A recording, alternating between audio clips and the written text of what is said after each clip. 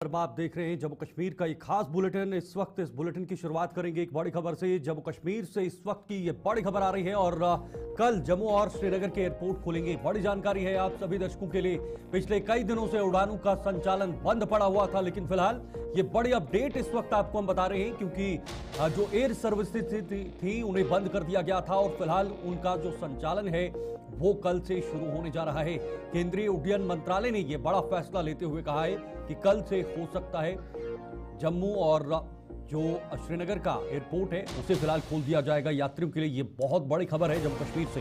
भारत पाकिस्तान के बीच तनाव के बाद एयरपोर्ट्स को बंद कर दिया था, न सिर्फ जम्मू और श्रीनगर में बल्कि देश के कई ऐसे एयरपोर्ट्स थे जिन्हें बंद किया था। लगभग ऐसे 32 एयरपोर्ट्स थे जिन्हें खोल दिया है, लेकिन कुछ एयरपोर्ट्स अभी भी प्रभावित हैं। और अब जबकि एक बड़ी खबर आ रही है, कल जम्मू और श्रीनगर के एयरपोर्ट को खोल दिया जाएगा। ये बहुत बड़ी अपडेट है उन लोगों के लिए जो एयर सर्विसेज के लिए या अपनी टिकट्स उन्होंने पहले से कर दी हैं या वो कहीं जाना चाहते हैं, उनके लिए ये बहुत बड़ी राहत की खबर है। कल जम्मू और श्रीनगर के एयरपोर्ट खोलने की जो बड़ी खबर इस वक्त सामने आ रही है। और पिछले कई दिनों से उड़ानों का जो संचालन था वो बंद था, क्योंकि भारत पाकिस्तान के बीच जो युद्ध जैसे हालात बने हुए थे, दोनों तरफ से बॉर्डर के इलाकों में फायरिंग शेलिंग हो रही थी, उसके साथ साथ ड्रोन के जरिए भी हमले किए जा रहे थे। हमारे साथ इस वक्त एग्जीक्यूटिव एडिटर इशफाक गौहर साहब जुड़े हुए हैं। इशफाक साहब, एक बड़ी खबर और बड़ी राहत है जम्मू कश्मीर के लोगों के लिए, न सिर्फ यहाँ के लोगों के लिए बल्कि पूरे देशवासियों के लिए, क्योंकि जम्मू और श्रीनगर का एयरपोर्ट खुलने की बात जो है वो सामने आ रही है।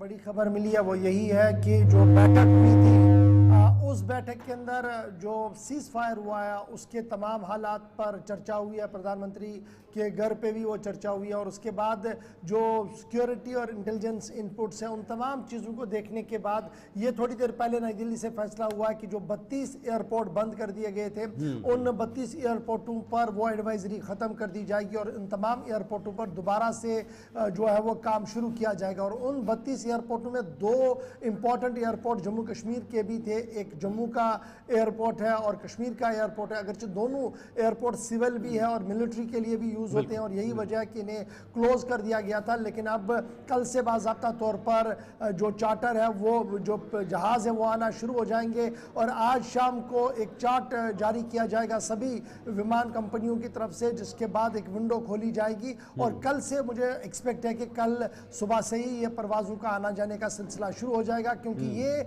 हमारे जम्मू कश्मीर की, और अगर आप बात करेंगे तो ये बड़ा इंपॉर्टेंट है जो एयर सर्विस है हमारी, क्योंकि रेल से आप जम्मू तक आती हैं लेकिन एयर आप कश्मीर तक जा सकते हैं डिस्पाइट कि अगर नेशनल हाईवे बंद भी हो। और बहुत सारे लोग प्रेफर करते थे एयर आना यहाँ पर, क्योंकि ये रेस्ट ऑफ इंडिया से कश्मीर या जम्मू आना।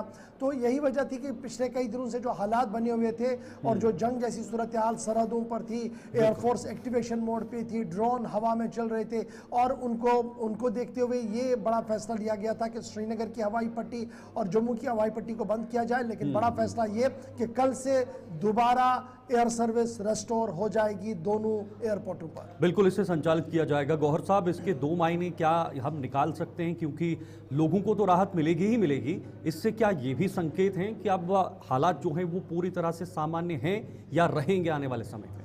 देखिए, ऑलमोस्ट अगर आप देखें जब से सीज फायर हुआ है उसके बाद जो पिछले 72 घंटे भी आप खंगालेंगे तो देश के अंदर हालात सामान्य है। स्पेशली ये वाला सेक्शन जो जम्मू कश्मीर, पंजाब, चंडीगढ़, पठानकोट वाला एयरबेस है, ये सारे अभी पीसफुली है सारे। और पिछले 24-32 घंटों के दौरान भी अगर आप देखेंगे तो कहीं पर भी ड्रोन या इस तरीके की कोई कार्रवाई नहीं हुई और ना ही सरहदों पर कोई गोली चली है। और जो ये खामोशी है यही माना जा रहा है कि शायद शांति की और एक और पहल है और शांति की और एक और कदम है। और इन्हीं चीज़ों को देखते हुए जो है ये फैसला लिया गया होगा, क्योंकि सरहद पार भी जो एयरफोर्स एक्टिवेशन थी उसे डाउन कर दिया गया है, इस तरीके की खबरें हैं। उन्होंने अपने सारे एयरपोर्ट्स नागरिकों के लिए दोबारा खोल दिए हैं। शायद वो भी एक बड़ा फैक्टर है जो यहाँ पर ये बड़ा डिसीजन लिया गया 32 एयरपोर्टों का, जिनमें जम्मू और श्रीनगर भी शामिल है। और गौहर साहब, पिछले दिन जो आपने भी जिक्र किया कि सबसे ज़्यादा टारगेट पे अगर रहा है वो जम्मू एयरपोर्ट रहा है और श्रीनगर एयरपोर्ट रहा है, जिसकी तस्वीरें भी देखी, ड्रोन के जरिए भी हमले किए गए। लेकिन गनीमत यह है कि हमारी सेना ने उसका मुंह तोड़ जवाब दिया, एयर डिफेंस सिस्टम ने मुंह तोड़ जवाब दिया। और अब जबकि अभी डीजीएमओज की बैठक भी चल रही है, मीटिंग भी चल रही है, और उस पर भी कहीं ना कहीं ये सहमति के जो इशारे हैं, जो संकेत हैं, वो शायद नजर आ रहे हैं। सीज फायर की आप बात करेंगे, इसमें एक तो दो देश हैं, भारत और पाकिस्तान, डायरेक्टली इन्वॉल्वमेंट है इनकी, और डीजीएमओ की कहने पर ये सब कुछ चल रहा है। हॉटलाइन पर भी बातचीत हो रही है, सीज फायर भी हो रहा है, जो दोनों तरफ कह रहे हैं। लेकिन इसमें सबसे बड़ा फैक्टर है यूएस का भी, जिन्होंने सबसे पहले ये कहा कि जनाब हमने बड़ी कोशिशें की है, हमारे पूरे ऑफिस, यूएस ऑफिस ने कोशिशें की है। फिर ये पाकिस्तान की साइड को जब आप खंगालेंगे तो वो कह रहे हैं कि जनाब इसमें सऊदी अरब का भी रोल है, यूएई का रोल है, कतर का रोल है, और चाइना का रोल है, जिन्होंने ये सीज फायर करवाया। रेस्ट जितनी भी ताकतें इसमें इन्वॉल्व थी सीज फायर करवाने में, ये बाय एंड लार्ज, ये जब सीज फायर हुआ है तो ये एक का मामला नहीं है, इसमें बहुत सारे फोर्सेस हैं, और शायद ये सीज फायर बहुत देर तक टिकेगा और बहुत देर तक चलेगा अगर पाकिस्तान की नीयत खराब ना हो जाए। बहुत बहुत शुक्रिया आपका गौहर साहब, हमारे साथ ज्वाइन होने के लिए। एग्जीक्यूटिव एडिटर इशफाक गौहर साहब हमारे साथ बने हुए थे, जिन्होंने ये बड़ी अपडेट आप सबके सामने रखी है। यानी जम्मू और श्रीनगर का एयरपोर्ट कल से फिर से सामान्य रूप से संचालित होगा, जो एक अपने आप में आप सभी दर्शकों के लिए बड़ी अपडेट है। इधर बात करें राजौरी और पुंछ की, जहां पर आज मुख्यमंत्री उमर अब्दुल्ला दौरे पर हैं, ये बड़ी अपडेट। और पाक गोलीबारी से नुकसान का जायजा खुद मुख्यमंत्री की तरफ से लिया जा रहा है, खासतौर पर राजौरी पुंछ के अंदर गोलीबारी से प्रभावित लोगों से संवाद भी मुख्यमंत्री की तरफ से किया जा रहा है, और प्रभावितों को मुआवजा देने का खाका तैयार हो रहा है। प्रभावितों को कैसे उनको रिलीफ देना है, उनको मुआवजा देना है, और उस नुकसान का आकलन करके ही वो तमाम चीजें तैयार होंगी। लेकिन पहली बात और बड़ी बात यह कि भारत पाकिस्तान में जो तनाव की स्थिति थी, जो हमले दोनों तरफ से किए जा रहे थे, इसमें राजौरी पुंछ के लोग बहुत ज्यादा प्रभावित हुए थे, खास तौर पर पुंछ, और जहां पर बहुत नुकसान भी हुआ है। लेकिन आज मुख्यमंत्री उमर अब्दुल्ला खुद इन इलाकों में पहुंचे हुए हैं अपनी टीम को लेकर, और आज ये संभावना है कि वो इस नुकसान का जायजा लेंगे, आकलन करेंगे। उसके बाद प्रशासन स्तर पर यानी एडमिनिस्ट्रेशन लेवल पर इस नुकसान को आकलन किया जाएगा, उसका डेटा तैयार किया जाएगा, और हो सकता है उसके बाद इन लोगों के लिए कोई राहत राशि भी प्रदान की जाएगी। जितना इन्हें नुकसान हुआ है या इनके घरों को नुकसान हुआ है, उन लोगों को राहत राशि भी दे सकते हैं, मुआवजा भी दे सकते हैं, जिसको लेकर ये खाका तैयार किया जा रहा है। तो फिलहाल हालात नॉर्मल हो चुके हैं। अभी आपने सुना था कुछ ही देर पहले हमारे साथ एग्जीक्यूटिव एडिटर जुड़े हुए थे, जिन्होंने बताया कि अब जब एयरपोर्ट खुलने लगे हैं तो जाहिर सी बात है हालात जो है वो नॉर्मल होने की कगार पर पहुंच चुके हैं। जमशीद मलिक इस वक्त हमारे साथ, हमारे संवाददाता जुड़े हुए हैं। जमशीद, आज उमर अब्दुल्ला पुंछ और राजौरी के दौरे पर हैं, बहुत महत्वपूर्ण है, खुद मुख्यमंत्री वहां पर पहुंचे हुए हैं इस नुकसान के बाद। क्या आज पूरा ये रहने वाला है, कैसे नुकसान का आकलन होगा, और क्या चीजें निकल कर सामने आ सकती हैं आज इस दौरे के बाद में? शीतल, बिल्कुल ये एक बहुत अहम दौरा, और ये दौरा राजौरी और पुंछ का दौरा अभी तक, जिसमें पुंछ में सुबह पहुंचे, जहां सबसे पहले उन्होंने सोनकोट में नुकसान का जायजा लिया और लोगों से मुलाकात की, और इस वक्त वो पुंछ के अंदर है। पुंछ के अंदर सबसे पहले वो मार्केट के अंदर गए हैं, जहां मार्केट का नुकसान जो हुआ उसको देखा। उसके बाद उन लोगों के घर में गए जिन लोगों ने इस गोलीबारी में, जिनके लोग शहीद हुए थे, उन लोगों से, परिवारों से उन्होंने मुलाकात की। उसके बाद हॉस्पिटल गए, जख्मियों से मुलाकात की, और इस वक्त वो डाकबंगला पुंछ के अंदर मीटिंग के अंदर हैं, जहां तमाम अफसरान मौजूद हैं और वजीर उनके साथ, कई मिनिस्टर भी साथ हैं, क्योंकि पुंछ के अंदर बहुत ज्यादा नुकसान हुआ। तो सबका जायजा लेने के लिए ये मीटिंग का दौर भी होगा। इसके बाद टीमें गठित की जाएंगी जो इसका जायजा लेंगी, और आहिस्ता आहिस्ता इन लोगों को राहत जरूर दी जाएगी। मगर जिस तरह के हालात पुंछ के अंदर है, पुंछ के अंदर बहुत ज्यादा नुकसान इस बार देखने को मिला, चाहे जानी नुकसान की बात करें या माली नुकसान की बात करें। पुंछ सबसे ज्यादा इस बार टारगेट किया गया, खास करके पुंछ शहर सिटी की अगर हम बात करें। उसके बाद वज़ीर आला का ये दौरा जो है, ये बहुत अहम दौरा है, इसको देखा जा रहा है अहम दौरे के तौर पर, क्योंकि पुंछ के लोगों के अंदर जो थोड़ी सी बेचैनी थी उसको दूर करने का भी हम इसको कह सकते हैं, क्योंकि डिफरेंट पार्टियों के लीडरान का यहाँ पहुंचना और आज चीफ मिनिस्टर का भी यहाँ पहुंचना एक बड़ा दौरा इसको इसलिए भी माना जा सकता है। हालांकि क्योंकि पुंछ जिला के अंदर अगर हैं। पुंछ शहर की अगर हम बात करें तो मैक्सिमम पुंछ खाली पड़ा हुआ है। दूसरी तरफ प्रशासन की तरफ से भी एडवाइजरी जारी की गई है कि लोग अभी अपने घरों को ना लौटें, इसलिए कि वो एडवाइजरी इसलिए जारी की गई है कि पहले इस पूरे इलाके को सैनिटाइज करना है, क्योंकि अभी भी कई जिंदा बम इस इलाके में हो सकते हैं। उनको डिफ्यूज करने के बाद ही, जब तक पूरा इलाका सैनिटाइज नहीं किया जाएगा तब तक लोगों को यहाँ लौटने नहीं दिया जाएगा। मगर ये जरूर है कि जिंदगी आहिस्ता आहिस्ता पटरी पर लौटना शुरू हो चुकी है। चाहे राजौरी की बात करें या पुंछ की बात करें, जो पूरी तरह वीरान देखने को मिले थे, वहां लोगों का वापस आने का सिलसिला शुरू हो चुका है। सीज फायर के बाद लोगों ने जरूर थोड़ी सी राहत ली है, मगर जिंदगी आहिस्ता आहिस्ता पटरी पर लौटती है। मगर कब तक ये जिंदगी बहाल होगी ये कहना बहुत मुश्किल, मगर पुंछ के लोगों की जिंदगी बहाल होने में काफी वक्त लगेगा, थोड़ा समय लगेगा। लेकिन आज जिस तरह से मुख्यमंत्री उमर अब्दुल्ला वहां पर पहुंचे हैं और उम्मीद है कि उन सभी को मुआवजा मिलेगा, जो जो नुकसान हुआ है वो राहत राशि मिलेगी। कितना उन्हें मुआवजा मिल सकता है या कितनी राशि उन्हें दी जा सकती है, किस हिसाब से इस पैरामीटर को तैयार किया जा सकता है? शीतल, बिल्कुल मुआवजे की जहां तक बात है, सरकार रियासती सरकार की तरफ से अगर मुआवजा इन लोगों को दिया जाए तो इनकी भरपाई पूरी नहीं हो पाएगी। इसलिए अब ये मांग भी उठ रही है कि सेंट्रल गवर्नमेंट भी इन लोगों को मुआवजा दे, क्योंकि यहाँ जानी और माली बहुत ज्यादा नुकसान हुआ है। हालांकि सरकारी तौर पर नहीं, मगर एक सोर्सेज के तौर पर हम ये कह सकते हैं कि पुंछ के अंदर 70% डैमेज हुआ है रिहायशी इलाकों का। इससे आप अंदाजा लगा सकते हैं कि जिस इलाके में 70% डैमेज हुआ हो उसको दोबारा खड़ा करने में कितना वक्त लगेगा। और सिर्फ रियासती सरकार के ही मुआवजे से इन लोगों के मसले हल नहीं हो पाएंगे। इसलिए सेंट्रल गवर्नमेंट भी इस पे जरूर आगे आएगी। इस तरह की उम्मीदें जरूर की जा रही हैं कि सेंट्रल गवर्नमेंट भी इन लोगों के लिए सामने आएगी और इन लोगों को मुआवजा देगी जिनका बहुत ज्यादा जानी नुकसान और माली नुकसान हुआ है। मगर वक्त जरूर लगेगा। मगर ये लोग इन चीजों से घबराने वाले लोग नहीं है, क्योंकि ये पार्टीशन के बाद ही इस तरह के हालात देखते आए हैं। पार्टीशन के बाद ही लाइन ऑफ कंट्रोल पर पाकिस्तान की तरफ से लगातार सीजफायर के उल्लंघन किए जाते रहे। इसमें कई शहरियों ने अपनी जानें गंवाई। मगर इस बार शहरी आबादी, खास करके पुंछ सिटी को जिस तरह टारगेट किया गया, वो पहली बार पुंछ के लोगों ने देखा। जिस तरह मैं बता रहा हूं कि सरकारी तौर पर नहीं, मेरे सोर्सेज के तौर पर ये बात जरूर है, 70% से ज्यादा पुंछ डैमेज हुआ है और इसको खड़ा होने में वक्त लगेगा। मगर इस खड़े होने में इसको सरकार, चाहे जम्मू कश्मीर सरकार की बात करें या सेंट्रल सरकार की, बहुत ज्यादा जरूरत इन लोगों को पड़ने वाली है। बिल्कुल, इसमें कोई दोहराई नहीं। क्या रूपरेखा तैयार की जाएगी सरकार की तरफ से इस नुकसान की भरपाई के लिए? जैसे आप कह रहे हैं कि बहुत नुकसान हुआ है और बहुत समय भी इसमें लगेगा, तो क्या रूपरेखा तैयार की जा सकती है? किन किन किस आधार पर इसको फिर से दोबारा से इस पूरे जनजीवन को पटरी पर लाने की कोशिश की जा सकती है, खासतौर पर राज्य सरकार और केंद्र सरकार के साथ मिलकर? बिल्कुल, इसी को लेकर इस वक्त डाकमोलो पुंछ के अंदर मीटिंग चल रही है, जिसमें चीफ मिनिस्टर खुद भी मौजूद हैं। इसके बाद टीमें कुछ गठित की जा सकती हैं जो इस पूरे नुकसान का जायजा लेंगी और पूरा खाका तैयार किया जाएगा कि कितना नुकसान हो, कहां जितना नुकसान हुआ।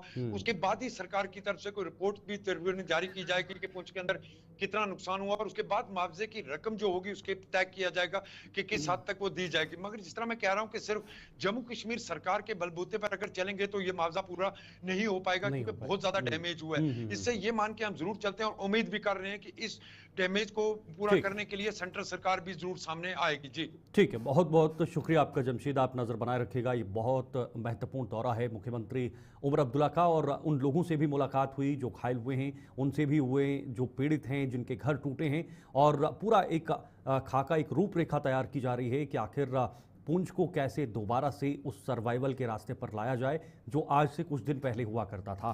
इधर जम्मू श्रीनगर हाईवे यातायात के लिए आज भी बंद है, और ये बड़ी अपडेट, जम्मू से श्रीनगर की तरफ जाने वाली जो हाईवे है वो बंद है। जम्मू और श्रीनगर से यातायात पर रोक बरकरार है। अभी यातायात सुचारू रूप से नहीं चल पा रहा है। मरोग रामबन में हाईवे का हिस्सा बुरी तरह से तबाह हुआ है। आपको याद होगा कुछ समय पहले रामबन के अंदर जबरदस्त बाढ़ आई थी। वहां पर बादल फटने से जो सड़कें हैं वो पूरी तरह से टूट चुकी थी। न सिर्फ सड़कें बल्कि वहां पर कई इमारतों को नुकसान हुआ था, कई लोगों को नुकसान हुआ था, और अब उसकी कार्रवाई तब से जारी है। हालांकि तब से यातायात चल रहा था, लेकिन आज फिलहाल उसे फिर से बंद कर दिया है। जम्मू से श्रीनगर और श्रीनगर से जम्मू की तरफ आने वाले लोग अभी फिलहाल प्रभावित हैं। वो इस सड़क से, वो इस मार्ग से अपने जो आवाजाही है वो नहीं कर पाएंगे, क्योंकि वहां पर काम चल रहा है। इसी को लेकर नदीम इस वक्त रामबन से हमारे संवाददाता जुड़ रहे हैं। नदीम से जरा ग्राउंड लेवल से जानकारी लेने की कोशिश करेंगे कि आखिर कब तक इस मार्ग के खुलने की फिर से संभावना है। नदीम, अभी क्या कंडीशन है इस रोड की, इस मार्ग की? क्योंकि वो दिन अभी भी हमें याद है जब वहां पर क्लाउड बर्स्ट हुआ था और बहुत जबरदस्त तबाही हुई थी रामबन के अंदर।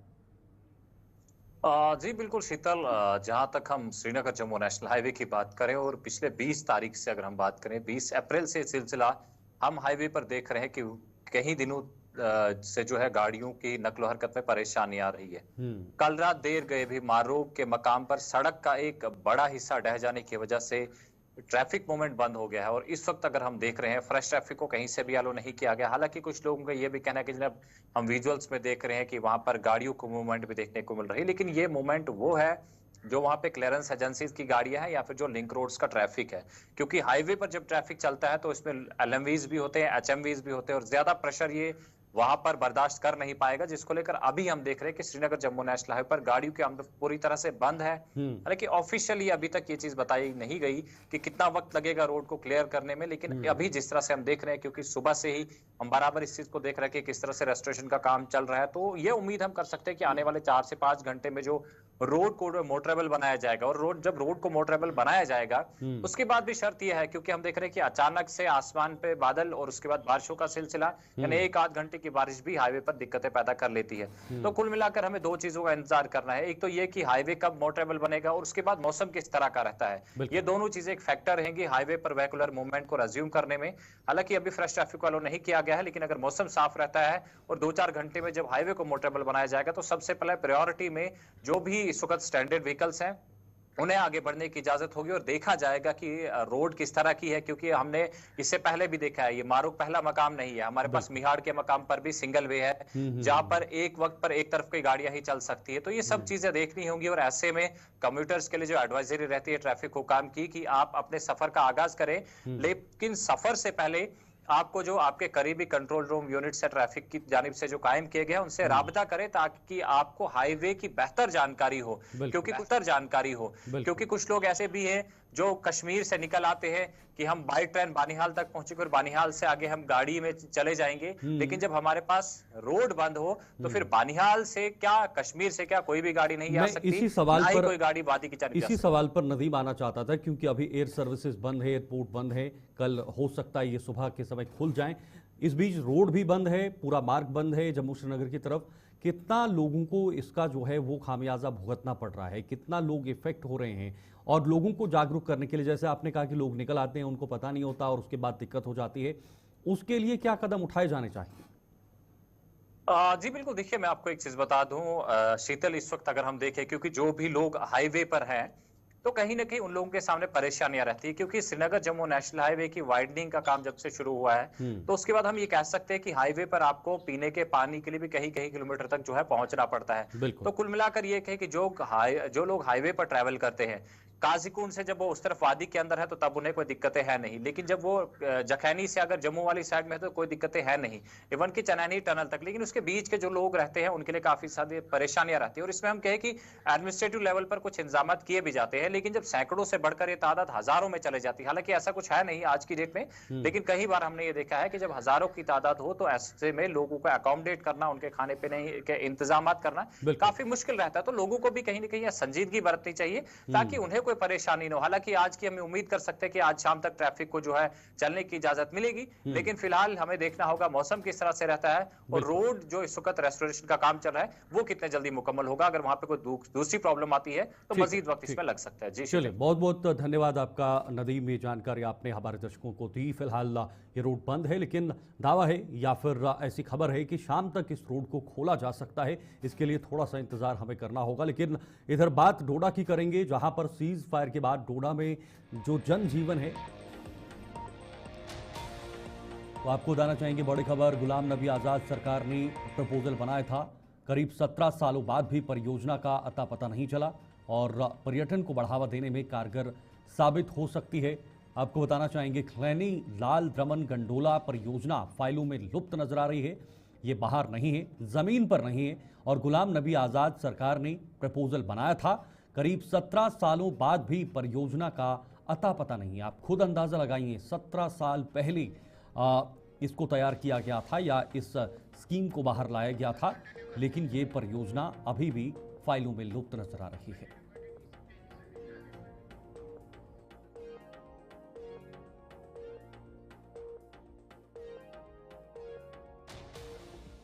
बता दें, खलैनी लाल द्रमन गंडोला परियोजना फाइलों में फिलहाल लुप्त नजर आ रही है और गुलाम नबी आज़ाद ने इसका प्रपोजल बनाया। सरकार में प्रपोजल बना हुआ था जब उनकी सरकार थी। करीब 17 साल हो गए। पर्यटन को बढ़ावा देने में कारगर साबित हो सकता था, लेकिन इस पर काम होगा, ज़मीनी स्तर पर यह दिखेगा तो उसके बाद ही वहाँ पर जो पर्यटन है उसके लिए एक आकर्षण का केंद्र हो सकता है। लेकिन बड़े दुख की बात होती है कि जब चीज़ें एक सरकार में बनती हैं या उसकी परियोजना या स्कीम्स तैयार होती हैं, वो आने वाले कई समय तक गुमनाम सी हो जाती हैं। सिर्फ और सिर्फ कागज़ों पर ये छप जाती हैं, ये ज़मीन पर कहीं भी नज़र नहीं आती हैं। यही वजह है कि जो पर्यटन है या जो पर्यटक है वो वहाँ की तरफ आकर्षित नहीं होता। ये खलैनी लाल द्रमन गंडोला परियोजना की हम बात कर रहे हैं, डोडा के इलाके में खलैनी से और उधर लाल द्रमन की तरफ गंडोला प्रोजेक्ट, जिसे बनाने के बाद वहां पर पर्यटकों को बढ़ावा मिल सकता है।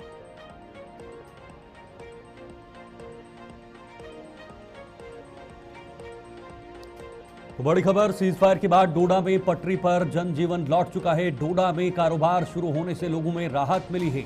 घरों को लौट चुके लोग और जो लोग थे वो अब अपने अपने घरों की तरफ वापस आ रहे हैं और सीज फायर के बाद डोडा में जो आम जनजीवन है वो पटरी पर लौट चुका है। लोगों में काफ़ी ज़्यादा राहत मिल रही है और दुकानें भी खुल रही हैं।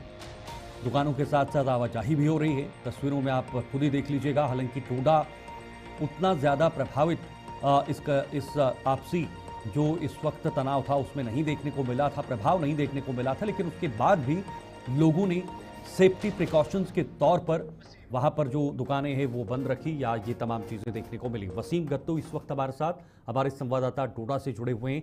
वसीम, डोडा उतना प्रभावित नहीं रहा था भारत पाकिस्तान के तनाव के बीच, लेकिन उसके बाद भी एक जो सेफ्टी मेजर्स होते हैं उसके अकॉर्डिंग वहाँ पर लोगों ने आवाजाही बंद की थी या बाकी चीज़ें जो है उसमें थोड़ा सा डर का माहौल देखने को मिला था। आज का दिन एक बार फिर से जो आवाजाही है वो शुरू हो चुकी है।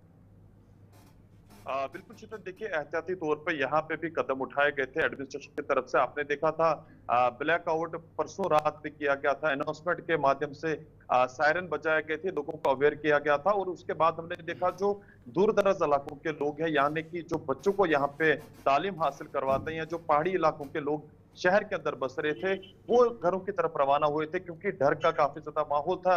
और एडमिनिस्ट्रेशन ने जो बार बार लोगों से अपील की थी कि घरों के अंदर आप बैठिए ताकि लोग पैनिक ना हो और ब्लैकआउट आप रखिए। तो उसके बाद हमने देखा था कि लोग जब घरों की तरफ गए तो शहर के अंदर बहुत कम लोग थे, यानी कि जो सिटी में ही रहने वाले लोग थे वही यहाँ पे मौजूद थे। अब हम देख रहे हैं कि आस्ता आस्ता आज मॉर्निंग में ही हमने देखा कि बहुत सारे इलाकों से गाड़ियां शहर की तरफ रवाना हुई। जिस तरह से आप देख रहे हैं कि मार्केट भी ओपन है, थोड़ा बहुत हमने देखा कि जो चहल पहल है वो शहर के अंदर काफी ज्यादा बढ़ती हुई नजर आ रही है। जो डर था लोगों में वो अब दूर हो चुका है, क्योंकि अब देख रहे हैं आपकी पाकिस्तान की तरफ से जहां पे बैक टू बैक नापाक हरकतें की जा रही थी वो अब थम चुकी है। आज लगता है ऐसा है कि अगर बातचीत होती उसके बाद क्या स्टेटमेंट, क्या चीजें बाहर आएंगी। मगर मैं जिला डोडा की बात करूं, चहल पहल जरूर है। मार्केट जहां पे परसों आपने देखा था सैटरडे के दिन की बंद हुई थी, अनाउंसमेंट के माध्यम से पुलिस भी लोगों से अपील कर रही थी कि घरों की तरफ रवाना। एक टाइमिंग फिक्स की गई थी, सुबह 9 बजे से लेके शाम के 4 बजे तक मार्केट खुलेगी। अब हम देख रहे हैं कि मार्केट सुबह 8 बजे 7 बजे से ही ओपन हो चुकी है। जो बिजनेस तबके के साथ लोग हैं वो काफी ज्यादा खुश नजर आ रहे हैं और लोग जो है एडमिनिस्ट्रेशन के बिल्कुल साथ हैं, आवाम यहाँ की साथ है। देखना होगा कि क्या बात सामने निकल के आती है और किस तरह से एडमिनिस्ट्रेशन आवाम चलती है। जी चलिए, शुक्रिया आपका वसीम। आप नज़र बनाए रखिएगा क्योंकि फिलहाल आम जनजीवन रास्ते पर आ चुका है, पटरी पर लौट चुका है। डोडा के साथ साथ उन तमाम ज़िलों का भी जो बॉर्डर से सटे हुए हैं, चाहे पुंछ हो, राजौरी हो या बाकी अन्य ज़िले हों, जहां की जानकारी हमने आप तक पहुंचाई। फिलहाल आज जम्मू कश्मीर में इस खास बुलेटिन में फिलहाल के लिए इतना ही। आप देखते रहिए